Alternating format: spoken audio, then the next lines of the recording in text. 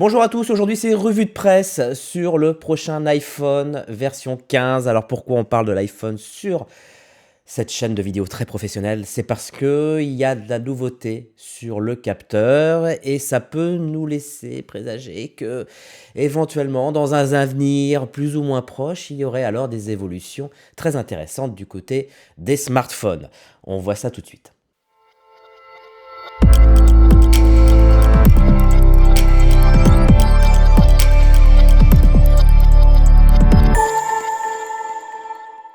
Alors, on est sur YM Cinéma. La source est dans la description si vous avez envie de voir. Où on parle donc du nouveau capteur d'image Sony de l'iPhone 15 qui a été présenté déjà il y a un petit bout de temps. C'est officiel, c'est pas des rumeurs, c'est officiel, c'est un peu partout sur tous les sites.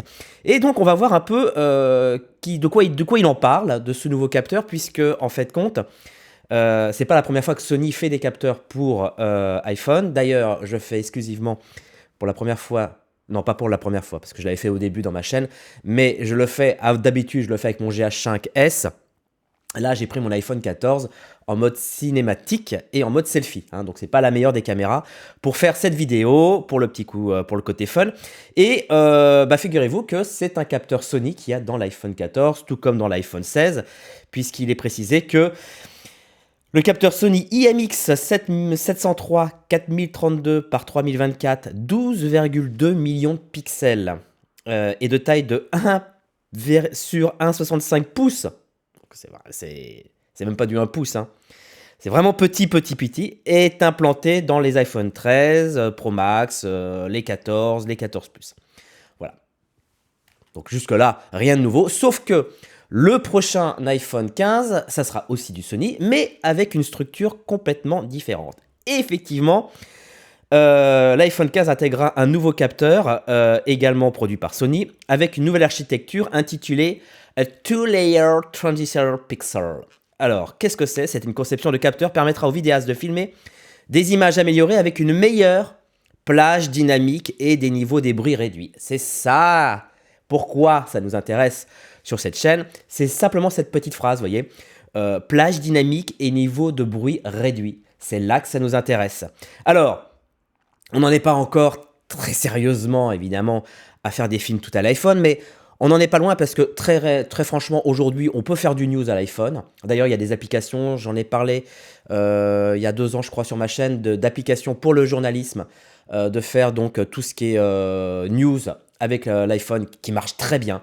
On va pas arrêter de se flageller le dos là en se disant non, je veux une caméra lourde. L'iPhone 13 ou 14 ou autre, ça marche très bien.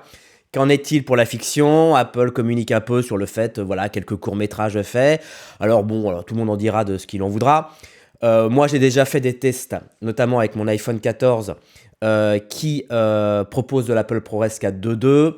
J'ai fait avec, comment s'appelle la Filmic, là, l'application, avec le pseudolog, qui pour moi n'est pas un vrai log, parce que pour moi, c'est plus un color transform qui va en fait transformer leur Rec 709 en log, mais qui part pas réellement du capteur. Donc pour moi, c'est une petite magouille. Mais cela voudrait peut-être dire qu'on aurait peut-être un vrai log qui pourrait sortir de l'iPhone. Et avec de l'Apple ProRes 4.2.2, on n'est pas loin quand même de la qualité très intéressante. Alors, on va voir ce que c'est que ce pixel double layer machin. Donc, première technologie de capteur d'image CMOS empilé au monde avec un pixel de transistor à 2 couches. Élargit la plage dynamique et réduit le bruit en doublant approximativement le niveau de signal de saturation. Bon, en gros, c'est un peu comme l'histoire de la transition entre la Red One et la Red One MX. Je ne sais pas si vous vous rappelez, parce que ça a plus de 10 ans maintenant, mais la Red One avait vraiment sensiblement un capteur qui était aux alentours de 160 ISO, je m'en rappelle très bien. C'était communiqué à 320, mais c'était en vérité du 160 ISO. C'était à l'époque où ils magouillaient un peu là-dessus. Et ils ont sorti, après, ils sont passés de 160 au capteur MX à 800 ISO. Et pour le coup, grâce au fait qu'ils aient pu augmenter la sensibilité et forcément augmenter la plage dynamique tout en réduisant le rapport signal-bruit, permettait d'imposer pour la première fois chez Red le log. qui s'appelle le Reg Lock Film. Bon, depuis, on est passé sur le Log 3G10, mais le Reg Lock Film est arrivé avec ça, sur le fait que on ait pu avoir une bonne sensibilité. C'est un peu le contraire de Harry. Bon, là, je suis en train de m'éparpiller, mais c'est pas grave, parce qu'on en apprend tous les jours. C'est un peu l'inverse de Harry, qui a mis pour la première fois le Log C sur les caméras D20, D21, en 2005. Alors que les caméras capteurs CMOS avaient une sensibilité qui était très minime, je crois, 160 ISO ou 100 ISO. Et pour le coup, ça ne marchait pas. Personne tournait avec ce log. Parce qu'il a fallu véritablement attendre l'Alexa classique, dans les alentours de 2009, pour réellement, avec leur sensibilité de 800 ISO, pouvoir exploiter un log. Donc, j'imagine qu'avec l'iPhone 15, on va pouvoir peut-être, avec d'autres mises à jour, pouvoir prétendre à du log. Alors voici comment ça fonctionne.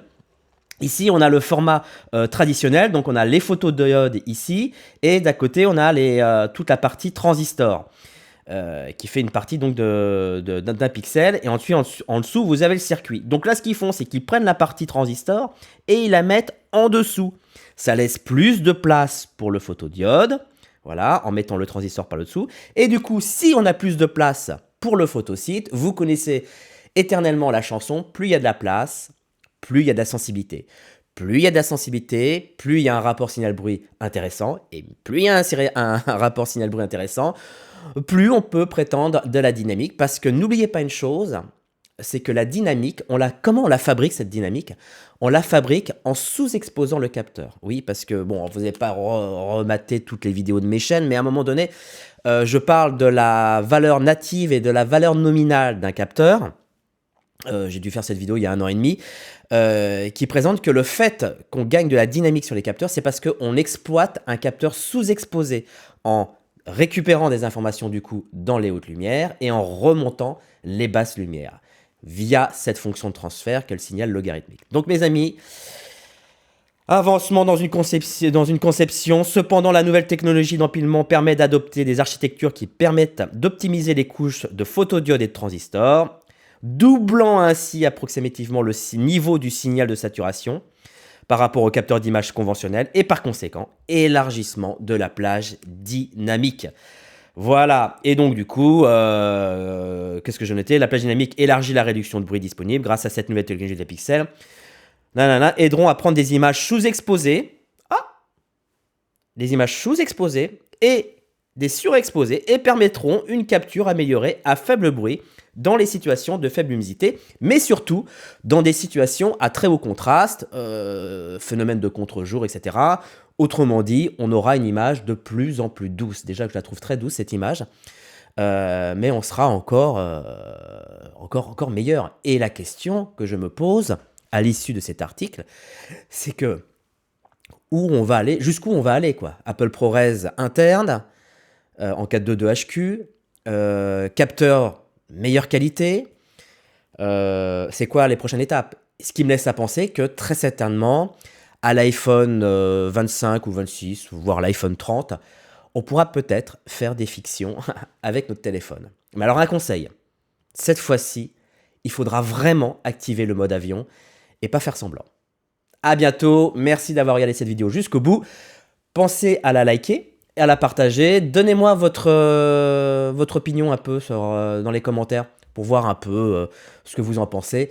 Et si vous êtes optimiste ou pessimiste, ça dépend de votre point de vue, sur cet iPhone et l'iPhone dans le domaine de la fiction.